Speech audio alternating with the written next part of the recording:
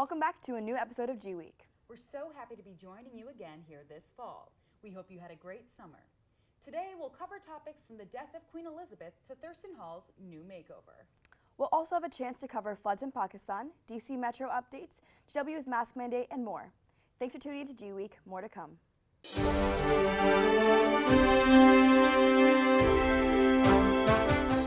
Welcome back to the show. I'm Aleena Fayaz. And I'm Morgan Miller. Last week, Republican South Carolina Senator Lindsey Graham introduced the Protecting Pain-Capable Unborn Children from Late-Term Abortions Act. Graham's plan would ban abortion after 15 weeks gestation. In a press release, Graham's office stated that this legislation placed U.S. abortion law, quote, in line with European limits, end quote. Graham's office further stated that the law outlines exceptions for cases of rape, incest, and danger to the mother's life. However, states can choose to increase the strictness. This legislation comes amid a national outcry over the overturning of Roe v. Wade in the Dobbs v. Jackson Women's Health Organization decision, which protected the right to have an abortion in America. According to the Washington Post, Graham stated, quote, and that's where America is at, end quote. However, Democrats and Republicans alike have spoken against this legislation. Politico quoted West Virginia Senator Shelley Moore stating, quote, I don't think there's much of an appetite to go in that direction, end quote. As the decision continues to impact Americans across the country, varying opinions over how states should regulate reproductive care will persist. On Tuesday, September 6th, the Memphis Police Department announced that 34-year-old Elsa Fletcher was found dead after being abducted in the early hours of Friday, September 2nd. Following the discovery of her body, the nation has rallied in support of Fletcher and her loved ones, sparking a debate over women's safety around the world. Brooke Forget has the story. At approximately 4 a.m. on Friday, September 2nd, Elsa Fletcher set out on her usual 8-mile run near the University of Memphis campus. Failing to return home or arrive at work, her family and friends grew concerned and her husband contacted the police. Through surveillance footage, police determined that Fletcher had been abducted by a man in a black GMC. After sitting in a parking lot for about 4 minutes, the car raced away, the only items left behind being Fletcher's phone, water, and a pair of sandals. The search for Fletcher intensified into the weekend as investigators identified the driver of the car to be 38-year-old Cleotha Henderson, whose DNA matched the sandals found with Fletcher's belongings. Only 3 days later, Fletcher's body was found in a vacant apartment duplex near the apartment of Henderson's brother. After the discovery of Fletcher's body, Henderson was arrested on charges of murder, kidnapping, and evidence tampering.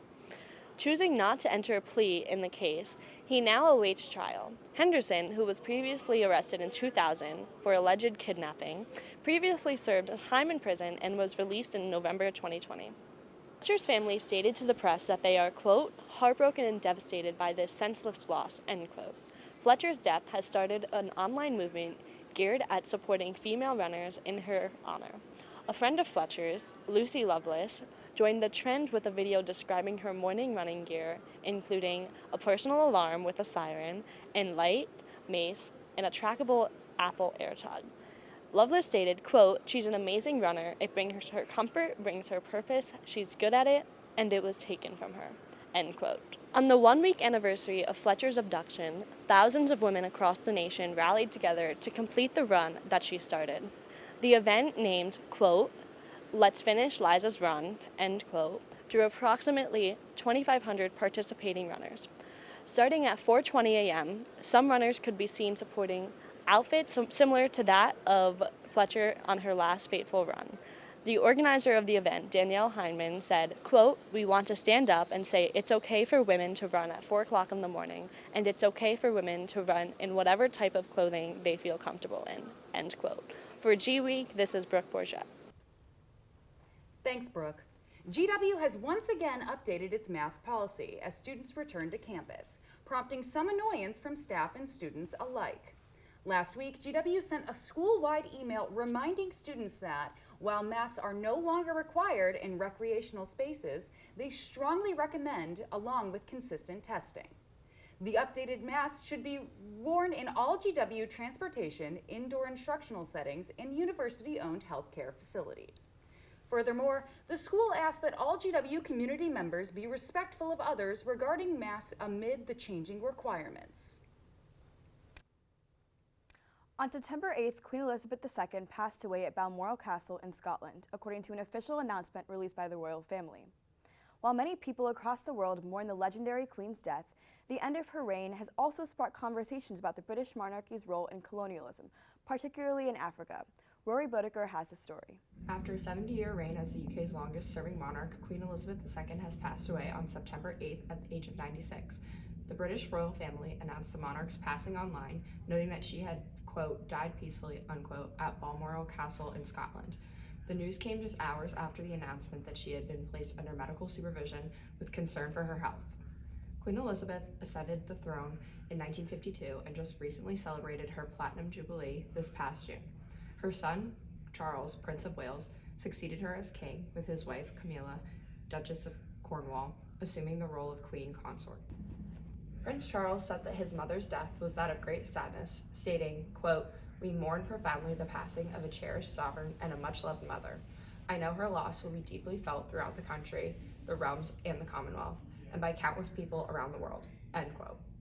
According to BCC News, Prince Charles said that during this period of mourning, his family would be, quote, "comforted and sustained," end quote, by the knowledge that the Queen was held in, quote, "respect and deep affection," end quote, by the public. This, however, may not entirely be the case, as conflicting feelings regarding the crown have surfaced globally after the Queen's passing. In the British Empire's former colonies, the Queen's death brings mixed feelings, quote, "including anger," end quote, due to the legacy of the crown, reports PBS News. The dark history of the British monarchy, built upon colonialism and imperialism, is seen to many as the legacy Queen Elizabeth upheld in her time on the throne. To them, she represents centuries of abuse, looting, and terror in her 7-decade reign. On the other hand, many have found great sadness in the Queen's death, with a, quote, "outpouring of grief," end quote, from the public, reports CBS News. World leaders, such as President Joe Biden, affirm these sentiments of sorrow. In a statement written on September 8th, Biden and First Lady Jill Biden note upon the Queen's legacy, detailing her reign and relations with the United States. They reminisce on their first meeting with the Queen in 1982 and recall when she, quote, "extended her hospitality," end quote, to them on their first overseas trip in office. The Bidens stated, quote, "She charmed us with her wit, moved us with her kindness, and generously shared with us her wisdom," end quote. According to a White House official, President Biden and First Lady Biden will attend the Queen's funeral and were the only Americans invited, reports the New York Post. Following Queen Elizabeth's death, conflicting feelings have arisen globally as people ponder the legacy and lasting impacts of the British monarchy. With a formal, quote, "period of royal mourning," end quote, ongoing, Queen Elizabeth's funeral will be held on September 19th at the Westminster Abbey in London. For GWeek, I'm Rory Bodeker. Thanks, Rory. After a stagnant period, massive pressure from Ukraine has pushed Russia to withdraw from Kharkiv. Ukraine has regained more than 2,300 square miles of territory, according to the Washington Post. Though the war still drags on, Moscow faces many obstacles that will make replenishing their military extremely difficult, giving Ukraine even more opportunity for advancement. U.S. officials have estimated that, quote, "Russia has suffered as many as 80,000 casualties since February, including more than 15,000 deaths," end quote, according to the Washington Post. Going forward, Ukraine forces plan to shift south to the city of Kherson, where valuable territory is still being held by the Russian military. Sources at CNN wonder if this chain of events highlights possible weakness in the Russian military and supply chain, saying that, quote, "Russia's army relies now on forced mobilization and prisoners for its depleted ranks," end quote. Amidst global rising temperatures and a particularly tough monsoon season, Pakistan has been experiencing an increase in deadly floods. According to the Pakistani government officials, the country is facing the detrimental effects of climate change. With wealthier nations emitting high levels of greenhouse gases into the atmosphere, global temperatures have increased. According to CNBC, the Pakistani government projects that damages from these floods will reach $10 billion. Data from the National Disaster Management Authority shows that there have already been more than 1,300 fatalities, and floods have destroyed 1.2 million homes.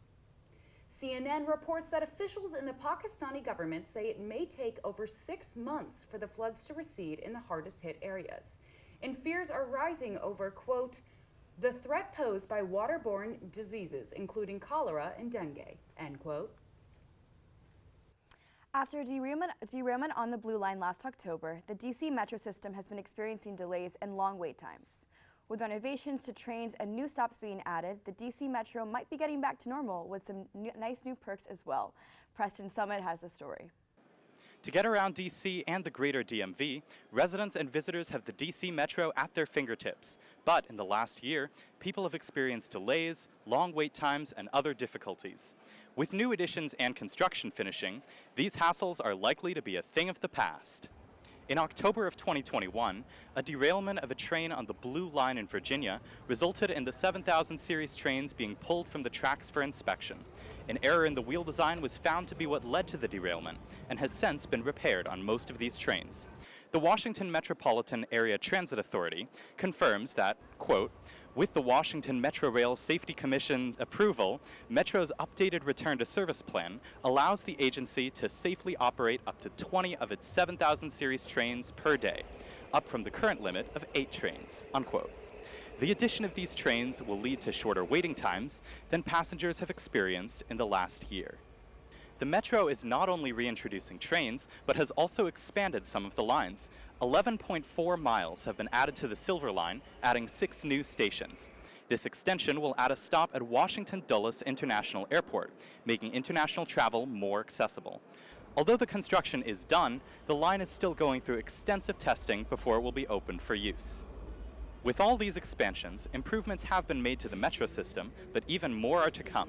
WMATA riders will see some service disruptions, as all Blue and Yellow Line Metro service south of Reagan National Airport Station is suspended from September 11th until October 22nd, so as to accommodate major track maintenance that will also integrate the new Potomac Yard station.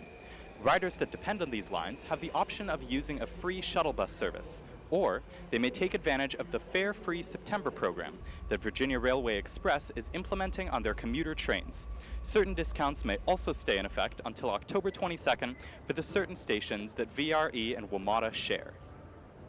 For more information and updates, visit the WMATA website at www.wmata.com. For GWeek, I'm Preston Summit. Thanks, Preston. On September 13th, former U.S. Solicitor General Kenneth Starr passed away at Baylor St. Luke's Medical Center following complications from surgery. Serving under President George H.W. Bush, Kenneth Starr was well known for his staunchly conservative views and argued 25 cases before the Supreme Court. Starr further entered the spotlight for his role as an independent counsel throughout the investigation on President Bill Clinton's affair with intern Monica Lewinsky. Most recently, Starr was a member of the defense team during President Donald Trump's first Senate impeachment trial, famously saying that, quote, like war, impeachment is hell, or at least presidential impeachment is hell, end quote. Starr's son, Randall Starr, stated that, quote, the love, energy, and endearing sense of humor, fun-loving interest Dad exhibited to each of us was truly special, and we cherish the many wonderful memories we were able to experience with him, end quote.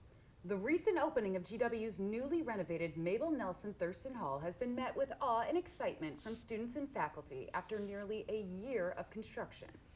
Now that students are moved in and classes are back in session, reporter Sahir gives us a tour of the new space and what the renovated residence hall means for student life at GW. The Mabel Nelson Thurston Hall is GW's newly renovated freshman residence hall. However, it's no new building.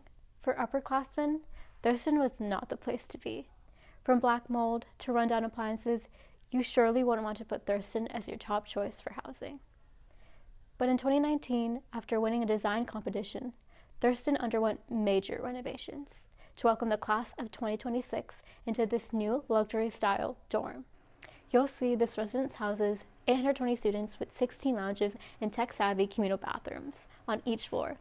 On floors 3, 5, and 7, you'll see kitchens that will supply amenities that are top-notch, but the people are not. Remember to put water in your mac and cheese before you make Thurston go up in flames. Don't miss out on the lavish courtyard and penthouse on the 10th floor with stunning views of DC and a ping pong table. Rumor has it, students call the hall Thirsty Thurston, especially once Friday night rolls around.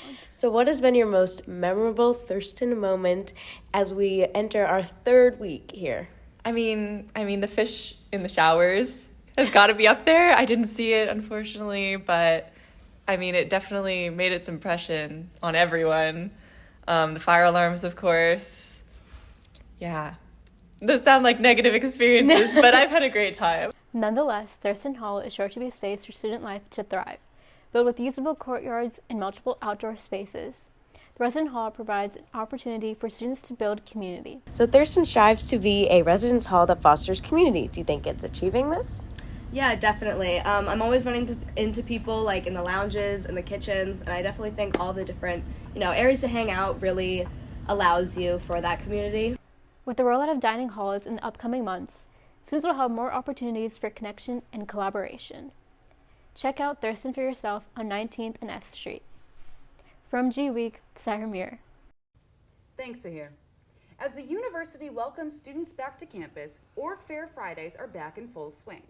The weekly fair features organizations dealing with political service, advocacy, and recreational interests. Students across all grade levels are encouraged to attend and sign up for groups that pique their interest. According to GW Engage, there are 591 campus clubs and organizations for students to join. From Brazilian Jiu-Jitsu to Spoon GW, Org Fair Fridays offer students the opportunity to join vibrant cultural and religious organizations, professional development groups, and more. Make sure to visit the third and final week of the Org Fair Fridays from 4 to 6 p.m. on September 23rd in U-Yard. For all information on clubs and membership opportunities, visit GW Engage to find out more. In a brand new segment at GWeek, we are now joined by our lifestyle correspondents, Emma Myers and Charlie Mark, to cover the updates to GW's gym facility. Thanks, Aleena. Students were upset to learn that the Lerner Health and Wellness Center would be closing to start the fall semester for HVAC renovations. Despite this, many are still looking for accessible, local, and cost-aware ways to stay in shape. Lucky for them, GW has a variety of on- and off-campus options for students to take full advantage of until Lerner's reopening later this semester. One such option includes student discounts offered at local gyms, such as Orange Theory Fitness, Soul Cycle, and the Washington Sports Club. Through GW's newly developed Active and Fit program, students can access local Foggy Bottom gyms such as Planet Fitness and Gold's Gym, which is just a metro stop away for $29 a month. Many students were frustrated that these gyms were still relatively expensive compared to the free option that Lerner has been in years past. GW is also offering free fitness classes and workout spaces on campus. In the University Student Center, there are free weights, yoga mats, upright bikes, and more. They are also offering a variety of group fitness classes in District House on a first-come, first-served basis. However, these free accommodations are not as nice, extensive, or useful as many students would like them to be. However, if playing sports is more your speed, GW offers club and intramural sports teams. With 40 club teams and a rotating intramural sports schedule, students can pick their sport and their involvement levels based on their skills, schedule, and commitment level. GW also offers extensive opportunities to explore the outdoors through its Trails program. Trails offers weekend expeditions and longer adventures during breaks. For more information on upcoming trips, check out GW's Trails website. While Lerner is currently expected to reopen sometime mid-fall, officials have not given an exact date or timeline of reopening, like they stated they would have in August. If you're looking to stay in shape this semester, check out the Lerner website for details about these amazing options and more. Thanks, Charlie and Emma. The long-dreaded strike of U.S. freight railroad workers has seemingly been averted temporarily following prolonged deliberations between railroad companies and the workers over better working conditions regarding issues such as sick leave and penalties for missing work. A potential freight railroad strike would have resulted in greater supply chain issues across the country, as well as a general increase in the price of goods and services. In regard to the creation of a yet-to-be ratified settlement between the railroad companies and workers, President Joe Biden commented that, quote, "This agreement is validation of what I've always believed. Unions and management can work together for the benefit of everyone," end quote. The American railroad system is the essential component in the transporting of many goods across the country.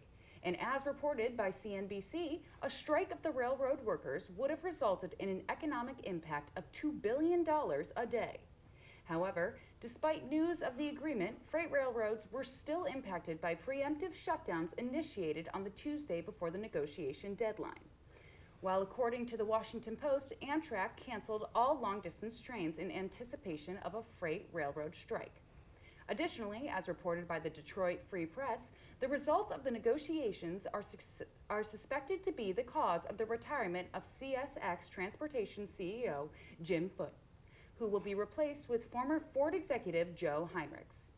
Indeed, even with the current positive outcome in the dealings between the companies and the railroad unions, many observers caution that the still pending ratification vote will be of significant importance. Here at GWeek, we want to emphasize President Wrighton's message from last week. Reach out to GW's Counseling and Psychological Services or our CARE team on campus, or call 877-841-1080 if you're having a crisis. Stay safe, GW, and look out for the ones you love. Thanks for tuning into GWeek. I'm Morgan Miller. And I'm Aleena Fayaz. Until next time, GW.